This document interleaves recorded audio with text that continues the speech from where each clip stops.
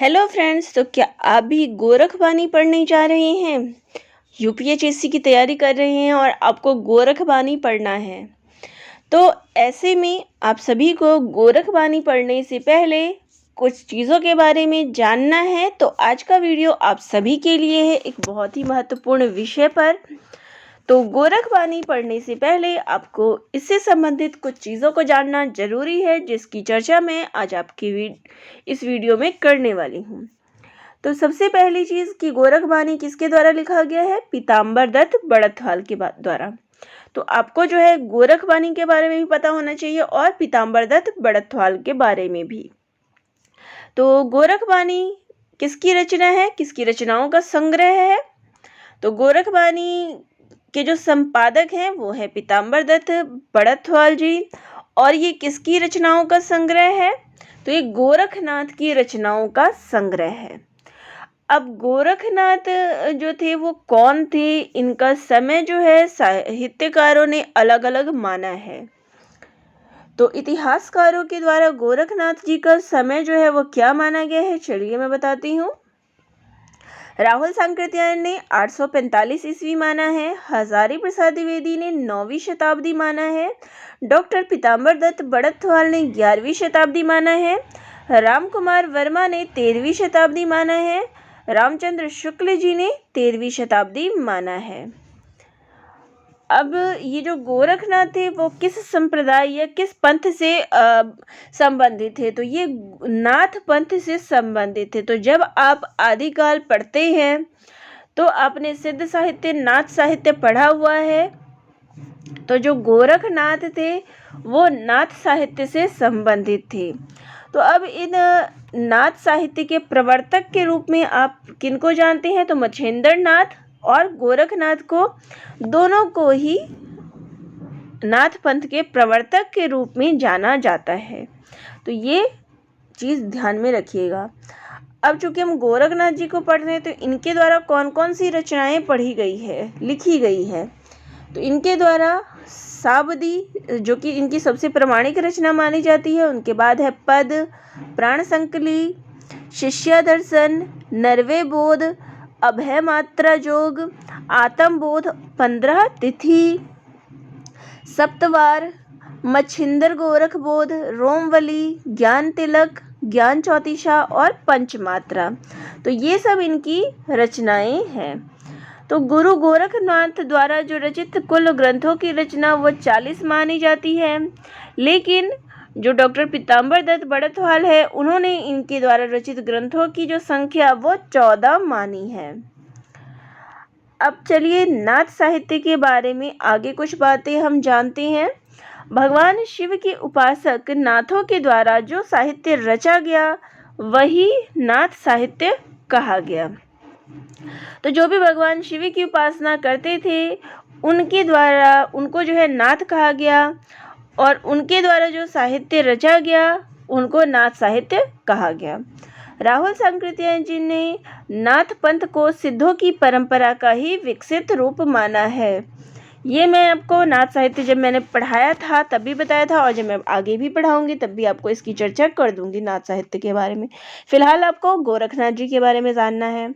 हजारी प्रसाद द्विवेदी ने नाथ पंथ या नाथ संप्रदाय को सिद्ध मत, सिद्ध मार्ग, योग संप्रदाय, अवधूत मत एवं अवधूत संप्रदाय के नाम से पुकारा है।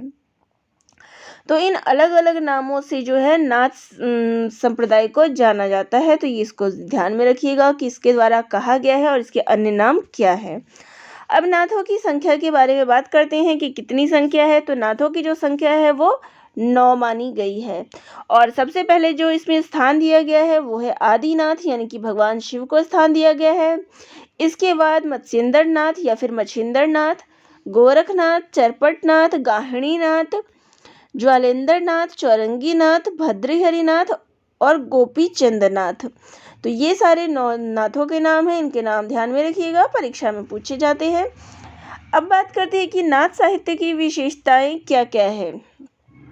तो इस साहित्य में नारी निंदा का सर्वाधिक उल्लेख जो है प्राप्त होता है। नारी की जो है इसमें निंदा की गई है। इसमें ज्ञान निष्ठा को पर्याप्त महत्व प्रदान किया गया है। यहाँ मनोविकारों की निंदा की गई है। इसमें सिद्ध साहित्य के भोग विलास की भर्त्सना की गई है। नाथ साहित्य में गुरु को जो है विशेष महत्व प्रदान किया गया है। इसके अलावा इस साहित्य में हठ योग का उपदेश जो है प्राप्त होता है।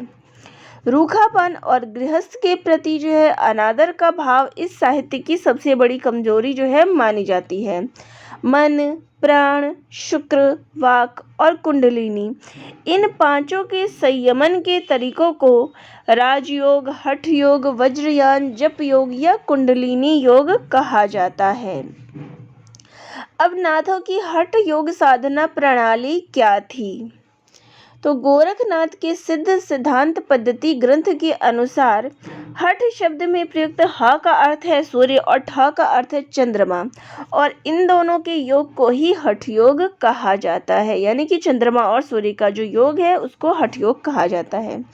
नाथ संप्रदाय को जो प्रादुर्भाव है वो नाथ से हुआ है। अब नाथ का क्या अर्थ है? तो ना का अर्थ है अनादि रूप, और यानी कि शिव, और थ का अर्थ है वह अनादि धर्म जो भुवन त्रय की स्थिति के कारण है। अर्थात नाथ वह तत्व है जो मोक्ष प्रदान करता है। और नाथों की जो साधना प्रणाली थी वो हठ योग पर आधारित थी। इस सिद्धांत पद्धति के अनुसार प्रत्येक व्यक्ति कुंडलिनी और प्राण शक्ति लेकर पैदा होता है। सामान्य तथा कुंडलिनी शक्ति सुसुप्त रहती है।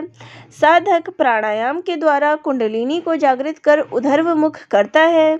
शरीर में 6 चक्रों और 3 नाड़ियों की बात जो है कही गई है।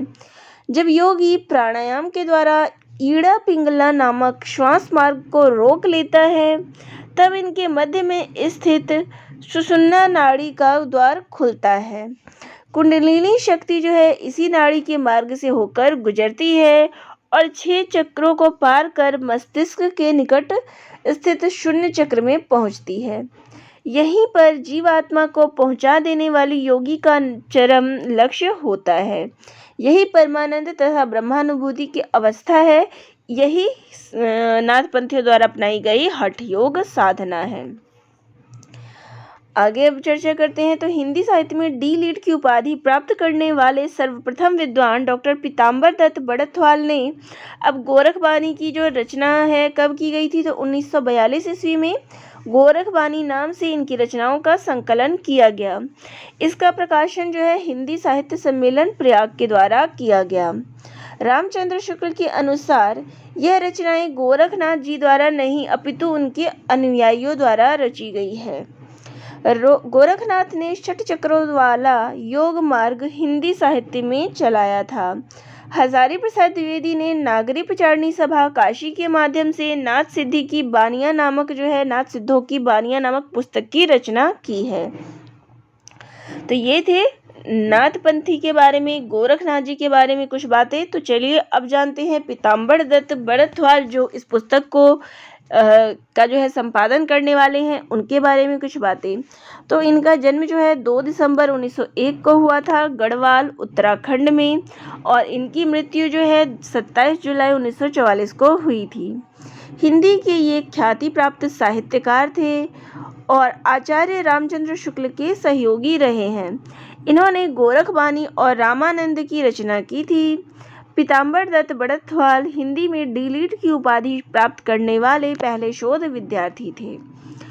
इन्होंने अनुसंधान खोज परंपरा का प्रवर्तन किया था और आचार्य रामचंद्र शुक्ल और बाबू श्याम सुंदर दास की परंपरा को आगे बढ़ाते हुए हिंदी आलोचना को जो है मजबूती प्रदान की थी। तो ये भारत के प्रथम शोध छात्र थे। डॉक्टर पीताम्बर दत्त बड़थवाल भारत के प्रथम शोध छात्र थे।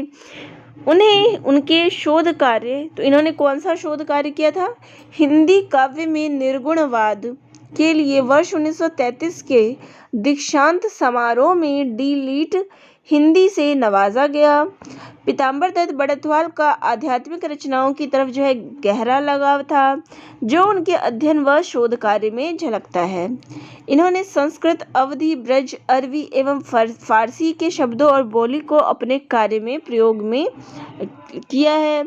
इन्होंने संत सिद्धनाथ और भक्ति साहित्य की खोज की और विश्लेषण में अपनी रुचि दिखाई है और गूढ़ विचारों के साथ इन पर प्रकाश डाला है। अब इनकी प्रमुख रचनाएं कौन कौन सी है? तो रामानंद की हिंदी रचनाएं वाराणसी विक्रम संवत 2012, डॉक्टर बड़थवाल के श्रेष्ठ निबंध, संपादक श्री गोविंद चातक, गोरखबानी कवि गोरखनाथ की रचनाओं का संकलन व संपादन, सूरदास जीवन सामग्री, मकरंद, संपादक doctor Bhagirath Mishra, king Arthur एवं knights of the round table का हिंदी अनुवाद बच्चों के लिए, कनेरी पाँव, गंगाबाई, हिंदी साहित्य में उपासना का स्वरूप, कवि केशवदास, योग प्रवाह डॉक्टर संपूर्णानंद का, प्राणायाम विज्ञान और कला, ध्यान से आत्म चिकित्सा। तो पीताम्बर दत्त जी गोस्वामी तुलसीदास तथा रूपक रहस्य के सह लेखक और कबीर ग्रंथावली एवं रामचंद्रिका के संपादक भी रहे हैं। तो ये था संपूर्ण जो आपको गोरखबानी और डॉक्टर पीताम्बर दत्त के बारे में जानकारी, जो कि आपको गोरखबानी जब आप पढ़ेंगे तो उससे पहले आपको ये जानकारी प्राप्त होनी जरूरी थी, जो कि मैंने आपको इस वीडियो में बताया। तो वीडियो कैसी लगी कमेंट करके ज़रूर बताइएगा और चैनल पे नए हैं तो चैनल को सब्सक्राइब ज़रूर करिएगा, क्योंकि यहाँ यूपीएससी से संबंधित आपको सारी जानकारियाँ उपलब्ध होती है। धन्यवाद।